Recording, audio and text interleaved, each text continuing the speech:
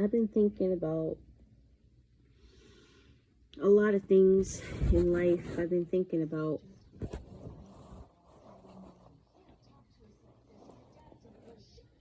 society. I've been thinking about the world. I've been thinking about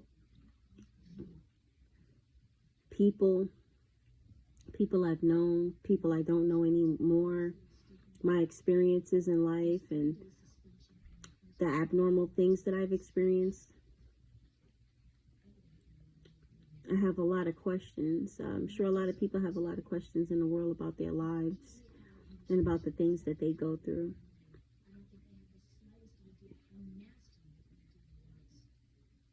I've always dealt with a lot of strange behavior from people since I was a little kid.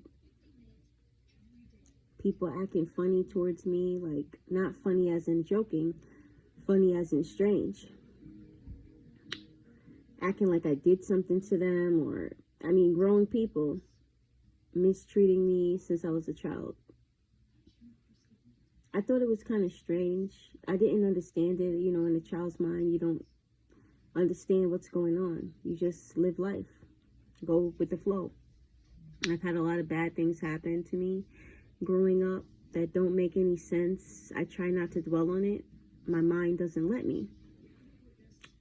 I've chosen to forgive people because that's the faith way. Everybody has to figure out faith on their own and, determine what they can not let go of or what they can let go of. For me, forgiveness is not beating myself up, but I still ask the why questions now and again. I think it's normal. Forgiving doesn't mean you forget, but that don't mean you got to go break bread with those people. All of that's a show. I think it's all an act.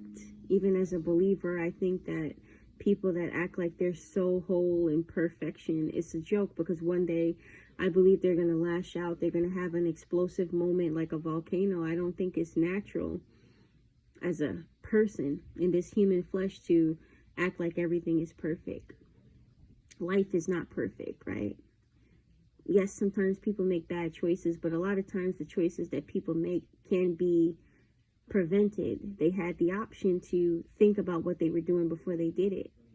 A lot of times we know that people, the things that they do was intentional. They planned it. It was premeditated. Some people study psychology. They study evil things and they make plans and they implement bad choices or intentionally bad choices in other people's lives to create or catapult that individual into a downward spiral. That's where the sadistic and masochistic condition of the human race appears. And I've experienced a lot of that. What those things have taught me as an individual, it only started to appear for me to think this way as I got older, because I started to put the pieces together, or the puzzle pieces, that so many people are evil. Now, you can say, oh, people are good and da da da da, but so many people are evil and they're intentionally evil. And they do things to harm others and they get joy out of it. I don't know if you call that sadistic or masochistic and stuff. Like, I've watched people, I'm not going to mention who in particular, but I've seen people over the years find the most atrocious things funny, the most sadistic or masochistic things funny. That is very strange. Of course, like if you're watching a horror movie, it might be funny sometimes, or scary, scenes or whatever, but I'm talking about real life situations where I'm not talking about somebody slipping on ice, and they didn't really get seriously hurt, but they just, slid on ice or anything like that. But there are people who enjoy other people's suffering or pain. I don't know if it's because they internally have suffering or pain. I ask a lot of why questions. I analyze a lot. I pontificate a lot upon things in the world and people and behaviors. And, you know, I've observed people, they get joy out of other people's pain. It makes them feel good. I really don't get it. I don't know if it's because they have a problem, whether it's psychopathy, sociopathy, or narcissism. I don't know. It could be either of those things. But I notice a pattern. Most people I've run into, peers growing up, people I've known, they laugh at things that are very evil. And sometimes they laugh like it's a game. You know, I really don't know what gets a person to that point. I guess we're all different, so different things lead us down different paths, and whether it's a good path or a bad path, people grow up in the same situation and they go down different paths. Some people have great lives and they turn out the opposite. Some people have rough lives and they turn out the opposite to that. You know, just because bad things happen to you don't mean you have to be a bad person. Don't mean you have to turn into a sadist or a masochist or a narcissist. I believe everything is a choice. A choice means that you can make your own decisions. You can choose not to do something. Even if you have the urge, you can choose to say, hey, I'm not going to break this balloon. I'm not going to pop the balloon or whatever. I'm going to choose to set it aside and walk away. You know, you don't have to do evil. You don't have to be that way, but people choose to be that way. I don't know if it's peer pressure, but I've known some people who did stuff independently. And when they're around others, they act like they're the saints of the world. You know? It's so many contradicting things. I've been through a lot, like I said, but I haven't went out and tried to hurt anybody because of the things that I've been through. I've dealt with a lot of spiritual warfare. What I've come to now understand is spiritual warfare, things that were very abnormal or spiritually based. And I was around a lot of toxic people when those things were happening. And I find that when you try to be a person of faith, or when you try to develop some type of sanctification, not even expressing that to others, it seems to open up a door or some kind of other warfare in your life. Like it opens up a portal of battles between good and evil. And sometimes these things can happen without you even knowing or trying. It's just by you being born. These things take place. They, you know, the forces that be, but the battle between good and evil comes about, and it tries to distort our lives, you know. And even from being little people growing up, we're in a battle that we don't even know we're in a lot of times. And the battle starts with the people we're surrounded with, the people we meet. You know, this is nothing new or unusual that I'm saying, but everybody has their way of saying things in different terminologies and words, etc. But, you know, we grow up wondering why. Why did that have to happen? Why did that happen? Our experiences mold us into who we become, they say. But I say still it's a choice. You know. You have to sit down and really think about the things you've experienced sometimes, or if it just comes about at a time when you're not having anything to do, you sit down and think about all the things you've been through, and you're like, oh, you shoulda, woulda, coulda, but what happened, you know? And you have to just accept that it happened, and forgive yourself for those things happening and move on. But it's still a choice. Even in moving on, you still might feel the pain and the trauma. You might have your highs and lows, because I have had highs and lows of roller coaster emotions, and I'm not going to come and say that, oh, my life is perfect or I got it all together. And for those people, I'm not judging anybody, but I would say from a outside perspective, the people that seem like they're the strongest or acting like they are so emotionally stable and they don't have any emotions towards anything or anyone, that's some type of disorder or demoniac behavior as well. But excuse me, I would say everybody has feelings, even if you don't express it in one way, it comes out in another. It's only so much you can suppress. It's either going to come out through drinking, smoking, or some other form of behavior, whether internally or externally, So I developed my faith from younger. I had a lot of questions. I read different books. I watched a lot of church stuff on TV, and I knew something was wrong. So I went to church. I used to go to the Pentecostal churches, and then I went to the evangelical, the Presbyterians, and I used to go to the Jehovah's Witness churches. I've been to many different types of churches. I even tried to get into the Muslim faith when I was younger. I didn't really take to that too much. No disrespect to anyone, but yeah, wasn't really into that. But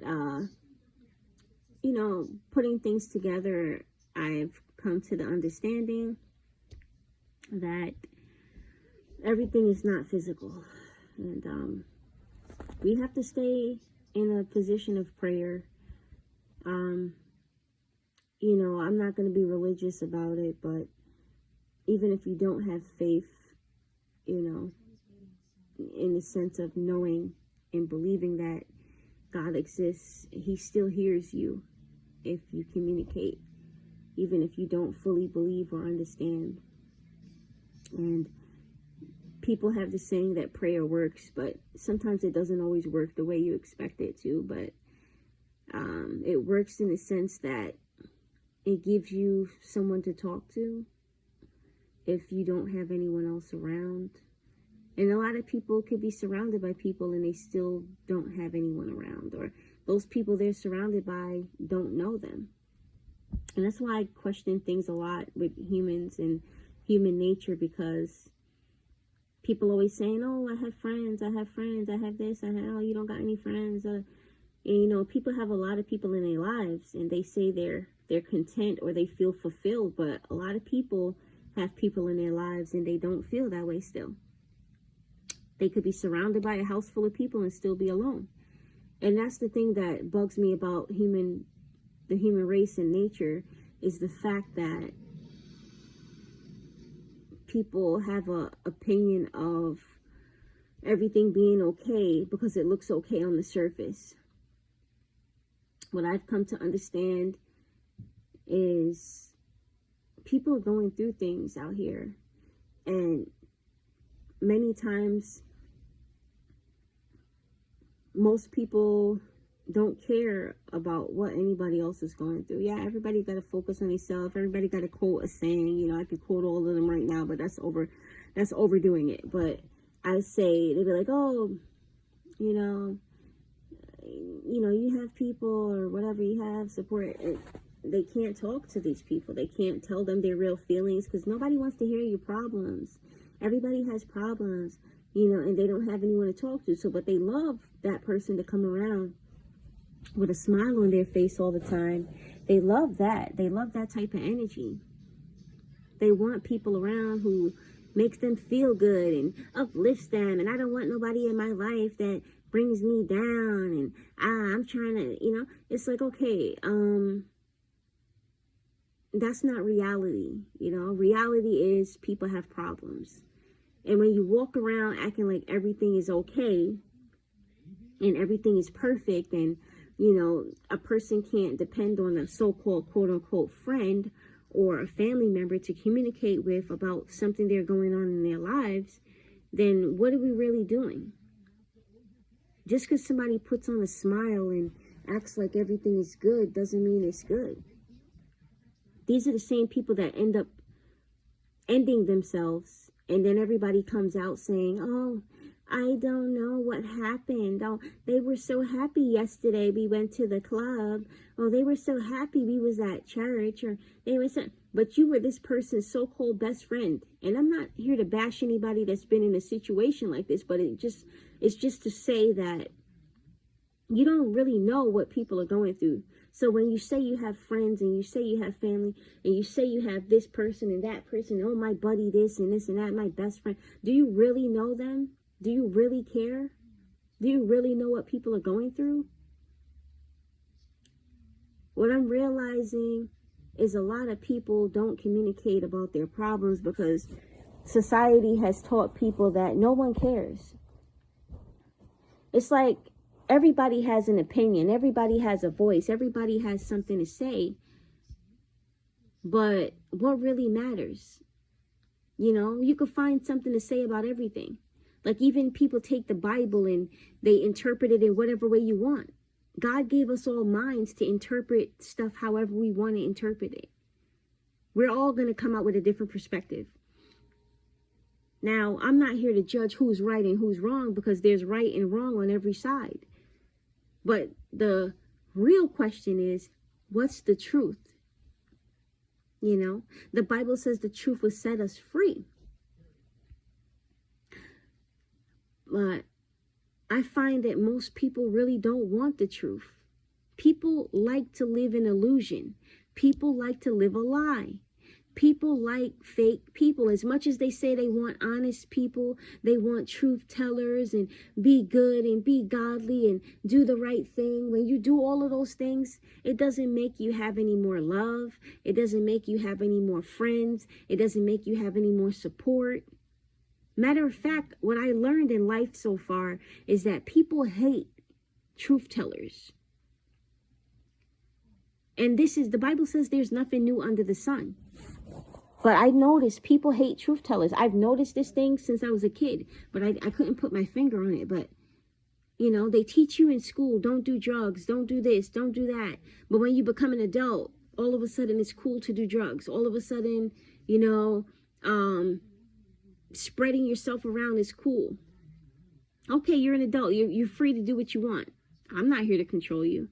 That's not my position. But what I'm trying to say is everything that's supposed to be this quote unquote standard, the invisible standard, everybody goes against it. Or some people go against it when they become adults. But it's like, are people double-minded? Because it's like they say one thing, but they do another. The same thing in the churches with the preachers, and nobody's perfect. I get it. Yeah, we understand that. That's the excuse people love to throw around. Nobody's perfect. Okay. It's one thing not to be perfect, and it's another thing to keep doing messed up things. You know, I'm not here to act like I'm holier than thou, but the stuff that's been going on, it's not adding up, you know. But my main point is nobody's being real. It's all an act. It's all a game. Like I said, even in the church, it's a game. I was so dedicated when I was younger. Nobody forced me to go to church. I was around different people in different situations. Maybe another time I'll talk about that. But I grew up around different people. And I've been around a lot of different people. And I did the whole church thing. And I put myself there as a kid. As a teenager or whatever. Preteen.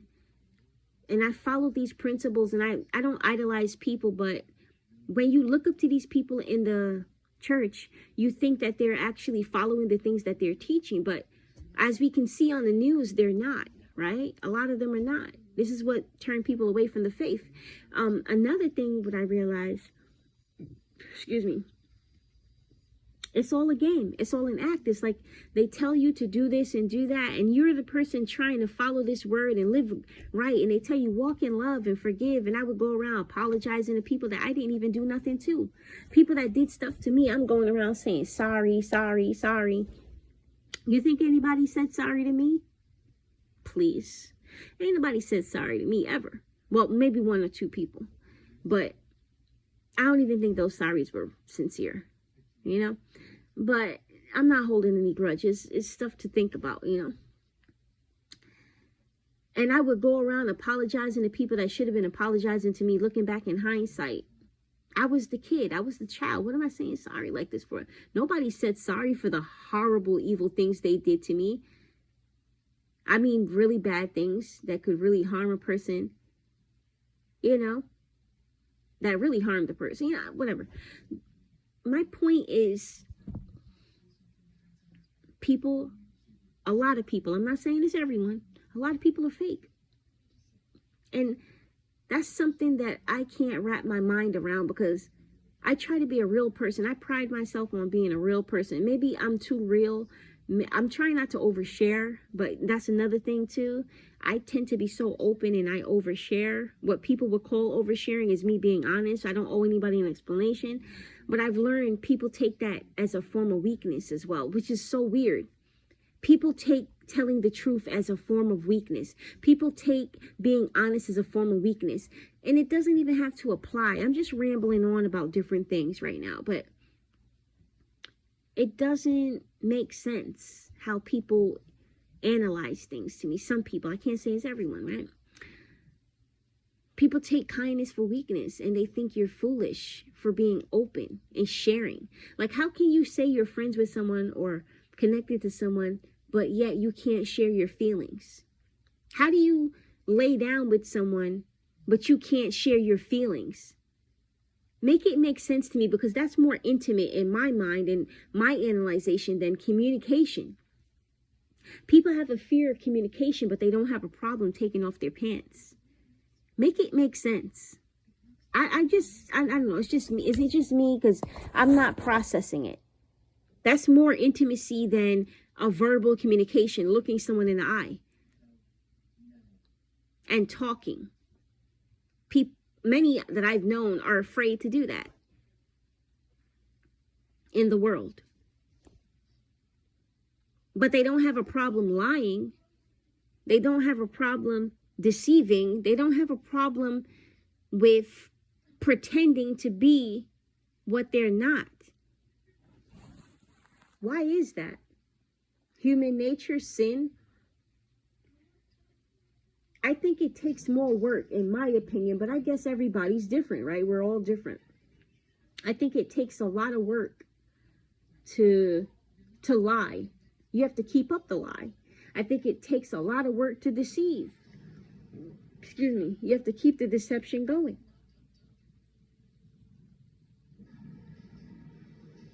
I think the world would be a lot better place if people would be honest.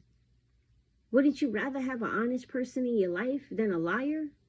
I don't want Judases in my life. I don't want backstabbers in my life. And two, if I have friends, I would like real friends that actually tell me the truth. I don't want a friend in my life that I can't trust to tell me, oh, the back of your dress is sticking into your underwear. You know? If they can't even do that, are they your friend? And that whole thing with thinking you have people in your life and those people are connected to people that hate you.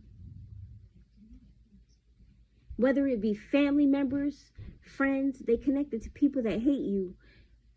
And then they act like they cool with you, but they buddies with those people.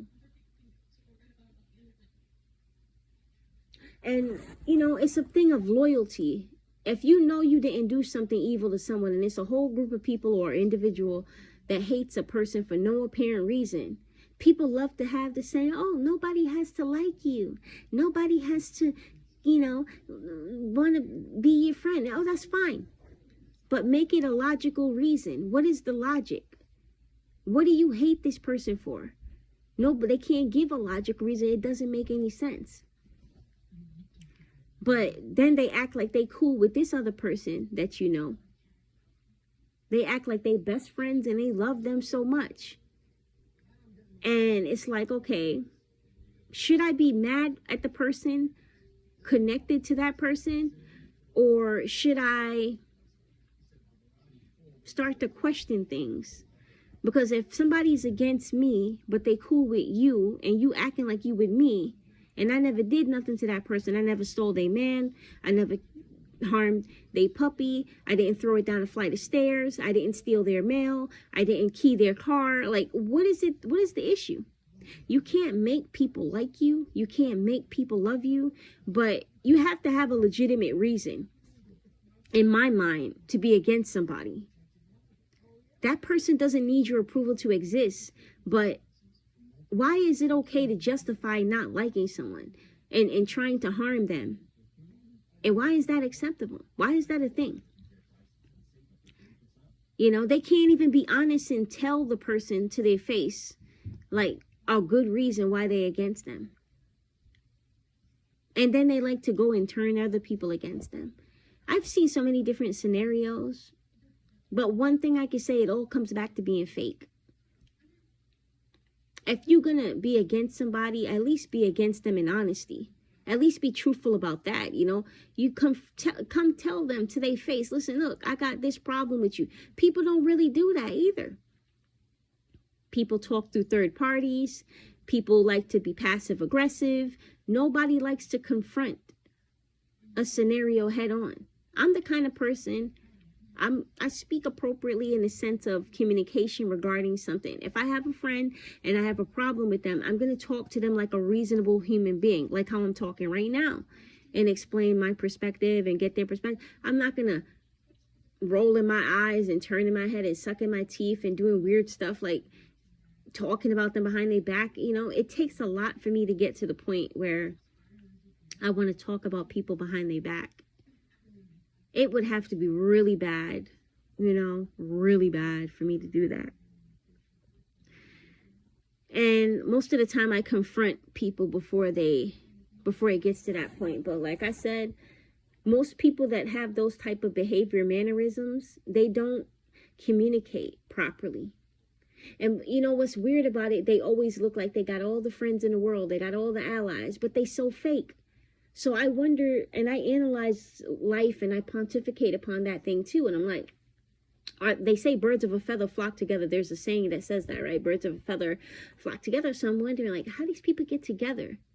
Are they all on the same cloth? Like, you know, you gotta, you know, it takes one to know one. You know, so many quotes and sayings out there. The apple don't fall far from the tree, you know. So it makes me wonder about these people, like,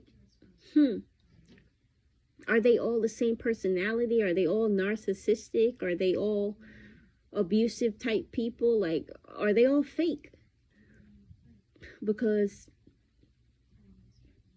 how can you be in a group of people and act like you're cool with each other, but really not be? Or how can you have beef with someone, but yet you won't confront them to explain to them what the beef is?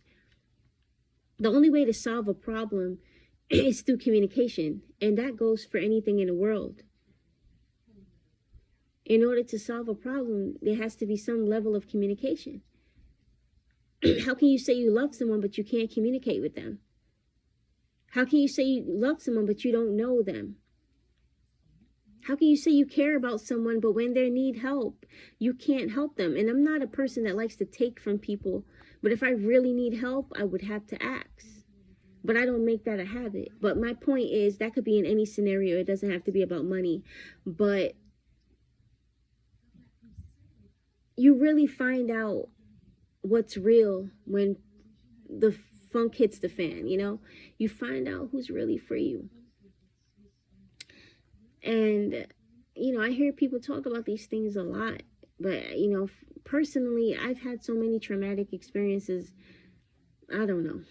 I just think I live in an alternate reality where it's just strange. That's why I keep my faith in God and I trust Him. And I'm not like as I said, a fanatic.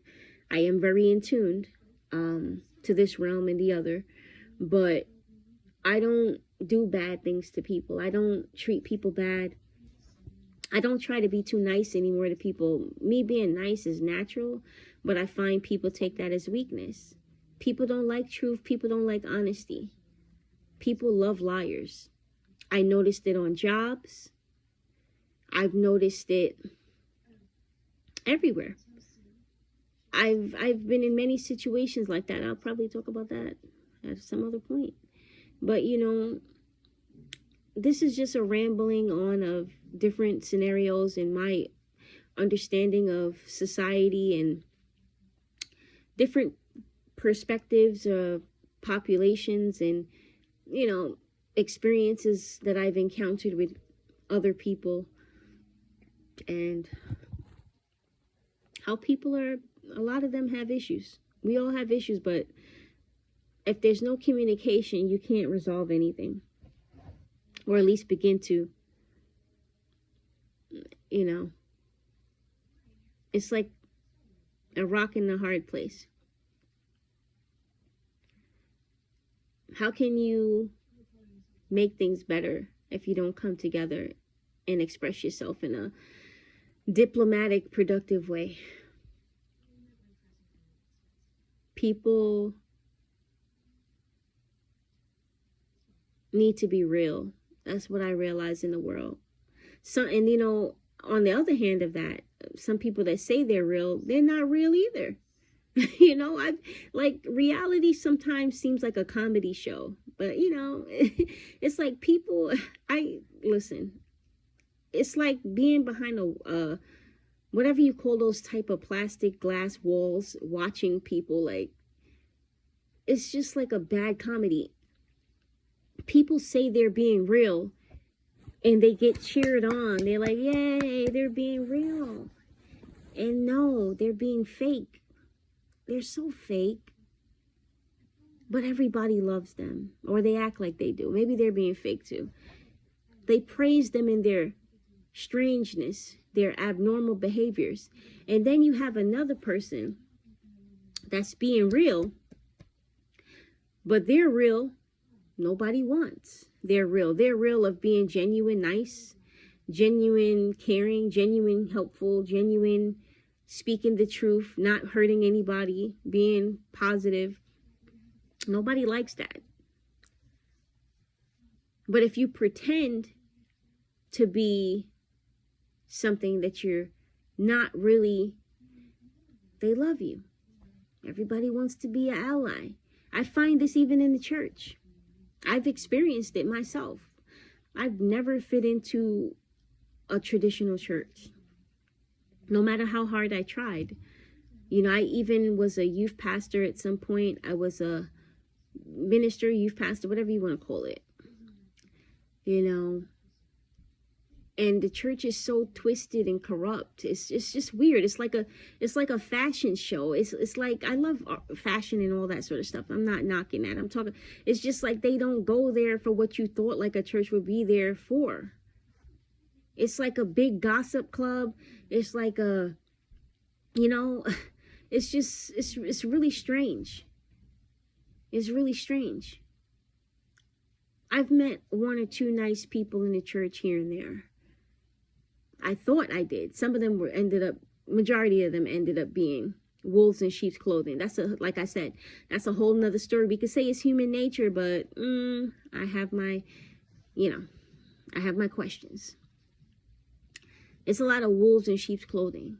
A lot of the things people have done to me, I would never do to anybody, or even sit down and even think about doing to people. Gossiping, the backstabbing. It's like they were setting me up to put me in a bad situation or guide me to the enemy's arms. The enemy, the dude with the horns that they, depict in movies. It's like they were pushing me into his arms. Good thing I didn't take the bait, because I'm not easily tempted. But I don't know what to think about church people anymore. I'm more in tune to God being outside the church than the people are inside the church. And I'm not being arrogant. Like I said, I've never fit in anywhere. I've always had a relationship with God, even when I didn't know it. I know a lot of people might not believe. I'm not here to try to convince you unless I'm told to try to convince you, or unless I have to. I don't do things. I'm not trying to act all weird and mystical either. I don't want to freak anybody out. Even in saying that whole thing, I know people have questions about why the world is the way that it is and why things are the way that they are. And, we all have those questions. I have questions too, because it's a lot of things that I know, and I don't know how I know. But I can't do anything about the bigger scheme of things, you know. So I don't understand it all. There are a lot of things in this world that are strange. There are a lot of strange things going on. There are a lot of other worlds besides this one. Sometimes they intertwine. Then you have those people that play with evil spirits. They play with dark stuff.